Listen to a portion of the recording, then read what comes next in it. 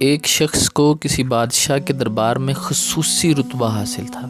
وہ روزانہ بادشاہ کے روبرو کھڑے ہو کر بطور نصیحت کہا کرتا تھا، احسان کرنے والے کے احسان کا بدلہ دو، برے شخص سے برائی سے پیش نہ آؤ، کیونکہ برے انسان کے لیے تو خود اس کی برائی ہی کافی ہے۔ بادشاہ اس کی بہترین نصیحتوں کی وجہ سے اسے بہت محبوب رکھتا تھا۔ بادشاہ کی طرف سے دی جانے والی عزت و محبت دیکھ کر ایک درباری کو اس شخص سے حسد ہو گیا۔ ایک دن حاسد درباری اس شخص کی عزت کے خاتمے کے لیے بادشاہ سے جھوٹ بولتے ہوئے کہنے لگا، یہ شخص آپ کے بارے میں لوگوں سے کہتا پھرتا ہے کہ بادشاہ کے منہ سے بہت بدبو آتی ہے۔ بادشاہ نے پوچھا، تمہارے پاس اس کا کیا ثبوت ہے؟ اس نے عرض کی، کل اسے اپنے قریب بلا کر دیکھیے گا، یہ اپنے ناک پر ہاتھ رکھ لے گا۔ اگلے روز حاسد اس مقرب شخص کو اپنے گھر لے گیا اور اسے بہت سا کچا لہسن والا سالن کھلا دیا۔ یہ مقرب شخص کھانے سے فارغ ہو کر حسب معمول دربار پہنچا اور بادشاہ کے روبرو نصیحت بیان کی۔ بادشاہ نے اسے اپنے قریب بلایا۔ اس نے اس خیال سے کہ میرے منہ کی لہسن کی بو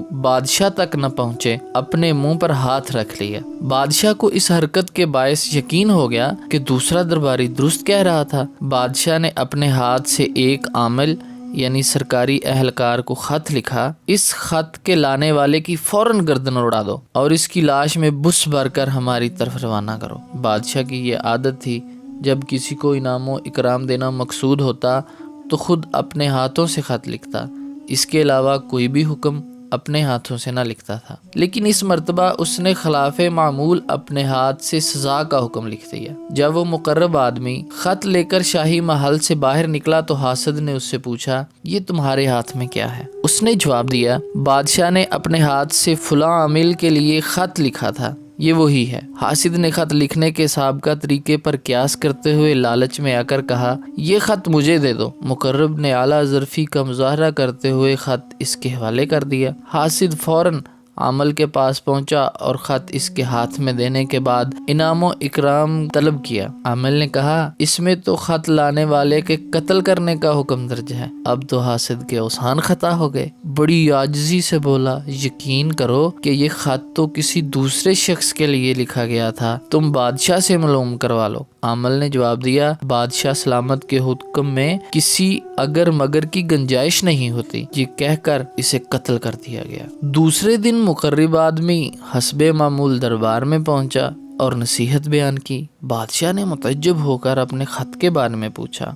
اس نے کہا، وہ تو مجھ سے فلاں درباری نے لے لیا تھا۔ بادشاہ نے کہا، وہ تو تمہارے بارے میں بتاتا تھا کہ تم مجھے گندا دہن یعنی بدبودار منہ والا کہا کرتے ہو۔ مقرب شخص نے عرض کی، میں نے تو کبھی ایسی بات نہیں کی۔ بادشاہ نے منہ پر ہاتھ رکھنے کی وجہ دریافت کی تو اس نے عرض کی، اس شخص نے مجھے بہت سا کچا لہسن کھلا دیا تھا، میں نہیں چاہتا تھا کہ اس کی بو آپ تک پہنچے۔ بادشاہ سارا معاملہ سمجھ گیا اور کہا، تم اپنی جگہ پر لوٹ جاؤ، تم نے سچ کہا، برے آدمی کی برائی اسے کفایت کر گئی۔ تو دیکھا اپنے پیارے بھائیوں، حسد و لالچ کی مذموم جذبے نے درباری کو کیسی خطرناک اور شرمناک سازش کرنے پر تیار کیا، لیکن وہ اپنے ہی پھیلائے ہوئے جال میں پھنس کر موت کے منہ میں جام پہنچا۔ اور اس سے ہمیں یہ بھی درس حاصل ہوتا ہے کہ کسی کی نعمتیں یا فضیلتیں دیکھ کر دل نہیں جلانا چاہیے اور نہ ہی اس سے نعمتوں کے چھن جانے کی تمنا کرنی چاہیے، کیونکہ اسے یہ سب کچھ دینے والا ہمارا خالق و مالک عز و جل ہے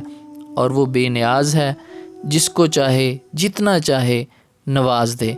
ہم کون ہوتے ہیں اس کی تقسیم پر اعتراض یا شکوہ کرنے والے؟